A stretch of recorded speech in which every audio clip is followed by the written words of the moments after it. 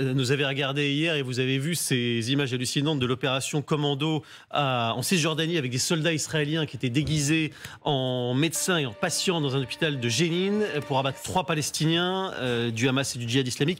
Eh bien, regardez ces images parce que elles sont arrivées ensuite, elles sont arrivées aujourd'hui, elles ont été diffusées par le Mossad, ce qui évidemment n'est pas anodin et on va vous dire pourquoi. On va les regarder en longueur, ces images. On voit l'arrivée du commando d'abord dans la rue juste avant l'entrée, ensuite on voit l'entrée dans l'hôpital et enfin l'entrée dans les chambres. Vous voyez ici il y a un couffin, il y a des tas de choses et ces images, eh bien on va les comprendre, les lire avec nos experts ce soir, Catherine Gentil, Didier François et Sylvie Berman. Bonsoir à tous les trois. Didier François, on va commencer avec vous. On voit ici le fauteuil roulant, on voit l'entrée dans les chambres. Ce qui frappe dans ces images, c'est d'abord le grand calme. Personne ne court, tout ça se passe presque lentement. Alors, d'abord, l'heure est choisie. Il y a un énorme travail de renseignement en amont.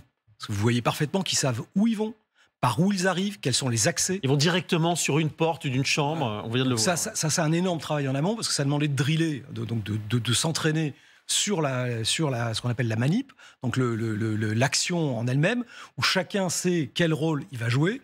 En amont, ils ont donc choisi justement des déguisements qui permettent une approche, une insertion sur la zone, vous voyez, à la fois pour ne pas être repéré, donc être ce qu'on appelle désilhouetté dans le paysage, être capable de cacher des armes longues, puisqu'ils avaient, vous voyez après quand ils vont sortir leur matériel qu'il y a des armes longues de type M16, M4, HK, je ne sais pas ce qu'ils ont, mais il faut bien qu'ils aient vous voyez, et là quand ils arrivent, on ne les voit pas.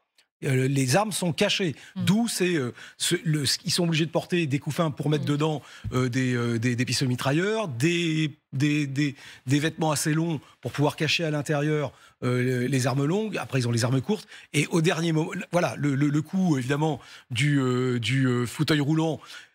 Ils ont choisi 5h30 du matin, un moment où il n'y a personne, pour être sûr de ne pas avoir justement à être obligé de faire du dommage collatéral ou gérer.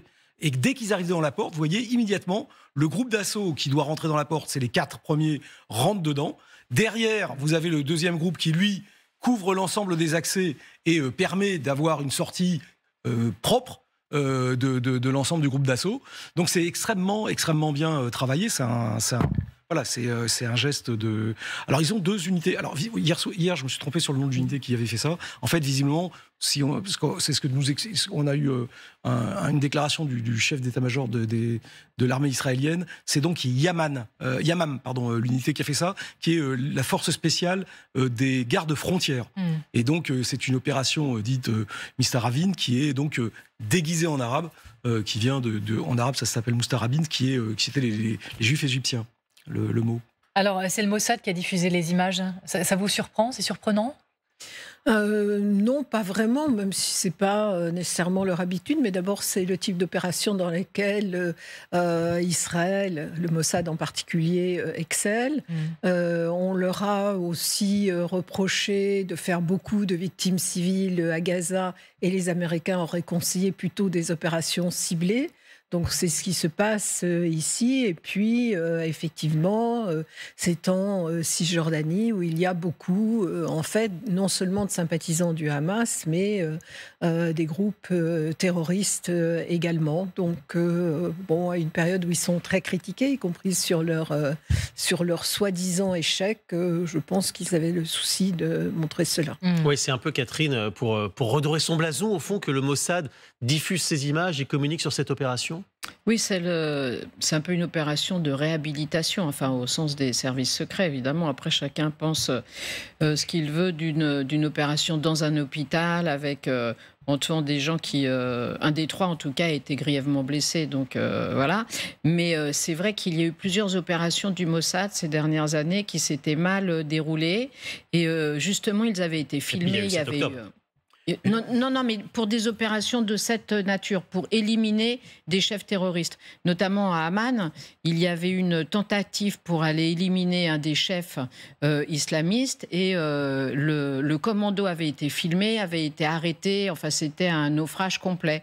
Donc, cette opération-là, c'est évidemment l'inverse exact de cet échec du Mossad pour montrer qu'ils ont toujours la capacité d'être entre guillemets les meilleurs du monde et de savoir cibler très précisément les gens qu'ils veulent éliminer. Et puis en plus, à notre époque, des réseaux sociaux, des séries, etc., ça rappelle aussi tout ce qui est séries du style Fauda, etc., qui a tellement séduit les téléspectateurs à travers la planète. Donc c'est une bonne opération de réhabilitation aussi de l'image des forces spéciales israéliennes. Et pardon pour la simplicité de la question, mais du coup, une fois que sont dévoilées les techniques, c'est quand même difficile de remettre le couvert après, pardonnez-moi l'expression. Pas totalement, mais avec un petit... Au départ, c'est pas le Mossad qui a décidé de sortir les images. Les images, elles sont sorties parce que les caméras de télévision de circuit intérieur de l'hôpital, et qui étaient vues d'ailleurs par 2 personnes, parce que les commentaires sont en arabe dessus, et sont des gens de la sécurité de l'hôpital,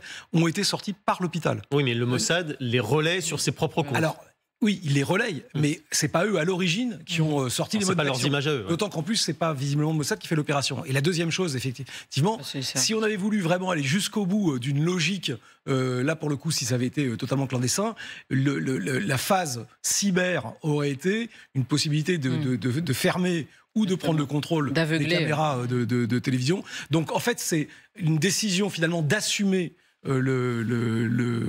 l'opération.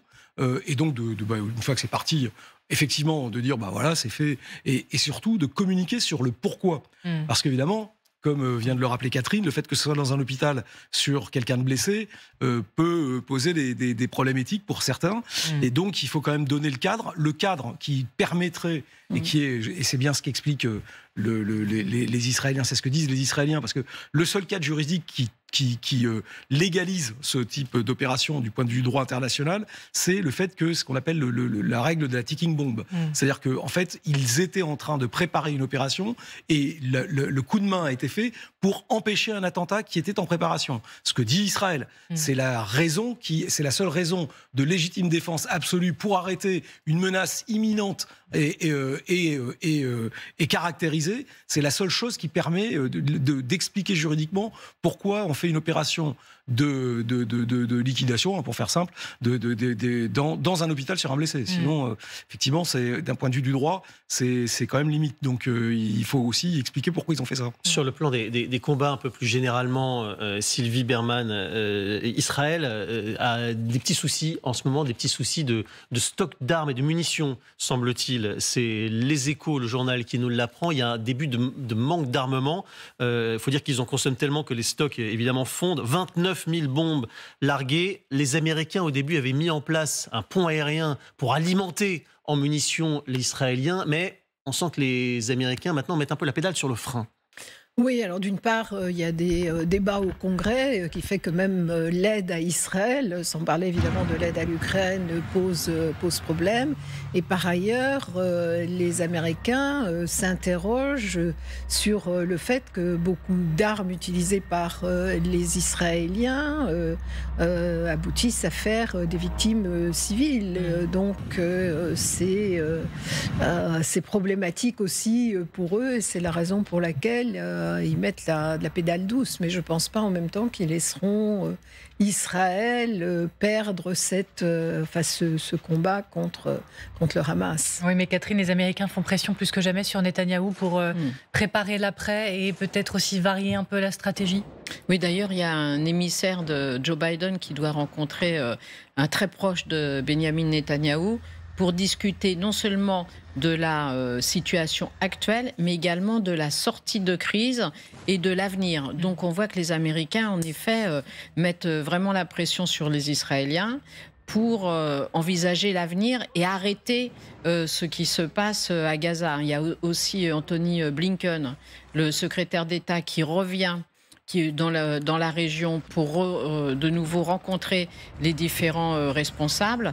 Donc on sent aussi qu'en cette période électorale qui s'annonce assez sportive, on va dire, pour Joe Biden, dans la perspective de la présidentielle américaine de novembre, le président américain a quand même envie d'essayer de trouver une solution pour sortir de cet engrenage de Gaza, d'autant qu'il y a quand même des violences qui sont en train de se manifester ailleurs. Les Américains ont perdu 3 soldats sur leur base qui se trouve à la frontière entre la Jordanie et la Syrie, ce qui pose aussi un problème à Joe Biden parce que les républicains disent qu'il n'est pas assez fort, il n'y a toujours pas eu de mesures de représailles, etc. Donc pour Joe Biden, c'est de plus en plus urgent d'essayer de trouver une solution pour apaiser les choses.